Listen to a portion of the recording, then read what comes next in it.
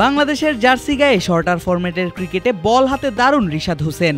২৭টি টি-20 ম্যাচের ২৬ ইনিংসে এই লেগ স্পিনারের উইকেট সংখ্যা ৩২টি।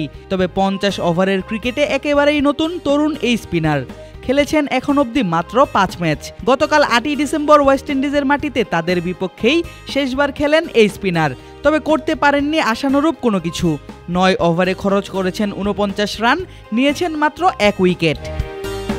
তবে এমন পারফরমেন্সের পরেও এই বোলার নজর কেড়েছেন সাবেক ক্যারিবিয়ান ক্রিকেটারদের। বিশেষ করে রিশাদকে মনে ধরেছে সাবেক ক্যারিবিয়ান লেগ স্পিনার স্যামুয়েল বদ্রির। তিনি নিজে ছিলেন লেগ স্পিনার, তাই ২০২৪ টি-20 বিশ্বকাপ থেকেই নজর রাখছেন বাংলাদেশি এই লেগের উপর। ক্রিক ফ্রেন্সিকে দেয়া একান্ত এক সাক্ষাৎকারে এই জনপ্রিয় ধারাভাষ্যকার জানান, আগামীতে রিশাদকে আরও বেশি আন্তর্জাতিক ক্রিকেট ম্যাচে দেখতে মুখিয়ে আছেন তিনি। আমি রিশাদকে টি-20 বিশ্বকাপেও দেখেছি। ওয়ানডেতে সে অবশ্যই নতুন একজন খেলোয়াড়। আমি তার লাইন লেন্থ পছন্দ করেছি। সে উইকেট টু উইকেট বোলিং করে, তাকে আমি আরো ধারাবাহিক দেখতে চাই। সে মাঝে মধ্যে কিছু শর্ট বল করে থাকে, এগুলোতে সে মার খায়, তাই তার আরো ধারাবাহিক হওয়া প্রয়োজন। তবে তার লাইন লেন্থ আমার পছন্দ। তার উচ্চতা দারুণ, পেসের তারতম্যও দারুণ। সম্ভবত তার গুগলিও আছে, সেটা আরো বেশি বেশি করতে হবে। আগামীতে তাকে দেখতে মুখিয়ে আছি।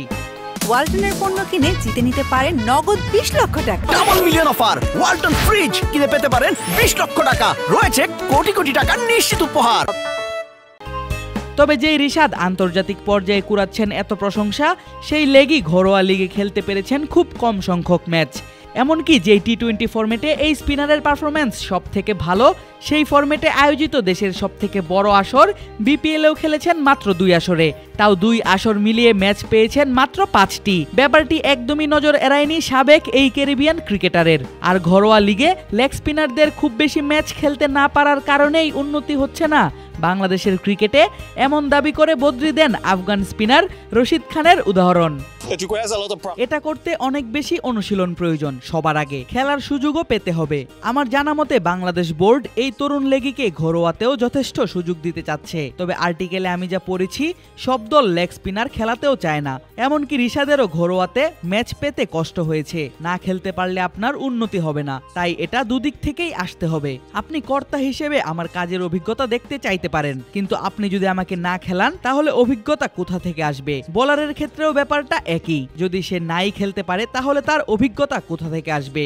আমার দিক থেকে আমি চাই এটা ছেলেরা ঘরোয়াতে আরো বেশি ম্যাচ খেলার সুযোগ পাক। এভাবে যদি রিশাদের মতো একজন ক্রিকেটারও বের হয়ে আসে, সে পুরো প্রজন্মকে অনুপ্রাণিত করতে পারবে, যেমনটা রশিদ খান আফগানিস্তানে করেছে। তাই আপনার একটা ব্রেক থ্রু দরকার, এরপরই আপনি ফ্লোর পেয়ে যাবেন। সুযোগ পেলে বাংলাদেশ প্রিমিয়ার লিগ বা বিপিএলেও কমেন্ট্রি করতে আসতে চান বলে জানান রংপুরের হয়ে ২০১৭-১৮ মৌসুমে খেলা স্যামুয়েল বদ্রি। আদিব আশরাফ, ক্রিক ফ্রেন্সি।